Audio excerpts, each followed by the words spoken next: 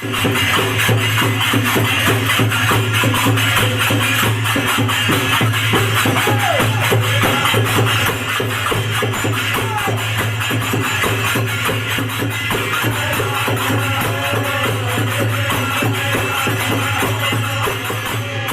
मैं अपने गांव की बात करता हूं और 365 दिन में कौन सा दिन है जिस दिन मैं अपने गांव में रहना चाहता हूं, तो मैं और मेरी तरह के जो लोग भी गांव में पले बढ़े हैं वो सब एक संवत्सर में कहेंगे कि होली ही ऐसा समय है जो हमारे गांव में हमें मनाना चाहिए या हमें होना चाहिए।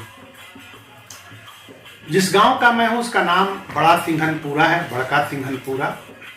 इस गांव की होली एक विलक्षण है क्योंकि हमारे पुरखे जो है वो कोई चीप होली नहीं गाते थे, इस तरह की होली नहीं गाते थे जो किसी भी मामले में अश्लील हो, बल्कि वो विनय पत्रिका से और तुलसी की रचनाओं से होली गाते थे, तुलसीदास जी की रचनाओं से होली गाते थे। तो वहाँ पे गांव को दो भाग में बांट दिया गया है, उत्तरी अधवार और दक्षिणी अधवार, दोनों के गोल होते हैं अलग अलग।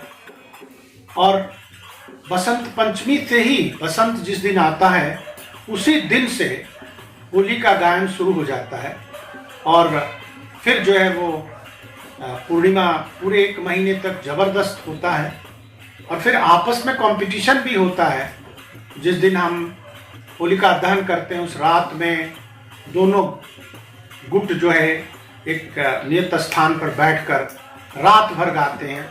फिर दूसरे दिन फिर शिव मंदिर से शुरू करते हैं और फिर जो है तो गांव के घर घर जाते हैं और वहाँ पे वो जब जाते हैं तो गजब का उल्लास होता है। जिस घर जाते हैं और वो पहुँचते हैं वहाँ, और उस उल्लास में जब वो गाने लगते हैं तो अब समा क्या कहा जाए, जब वो गाते हैं कि होली खेलन आए राजा धीराज, यानी जो भी आया है वो राजा के रूप में वहाँ आया है, उसकी मस्ती का कोई आलम नहीं है, उसका उस दिन वो महाराज ही है। और जो भी भाई दरवाजे पर आया वो महाराज ही आया। एक महाराज दूसरे महाराज के यहाँ गए, क्योंकि आनंद जब अतिरेक होता है, आनंद जब किसी बंधन में नहीं होता है तो वो आदमी किसी तरह के आर्थिक बंधन में नहीं होता, वही तो महाराज है। जब आदमी आनंदित हो वही महाराज है।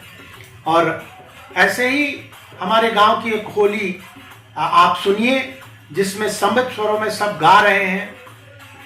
मैं समझता हूं कि जो भी गवई को चाहता है, प्रकृति को चाहता है, उनको हमारे गांवों की होली सुनने में, खासकर बड़का सिंघनपुरा की होली सुनने में विशेष आनंद आएगा, जो किसी न किसी कारण से हमारे सांस्कृतिक मूल्यों की रक्षक है और हमारे पुरखे किस तरह से इस त्योहार पर आनंद लेते थे और कैसे पूरे समाज को जोड़ते थे, उसका एक जीवित उदाहरण है।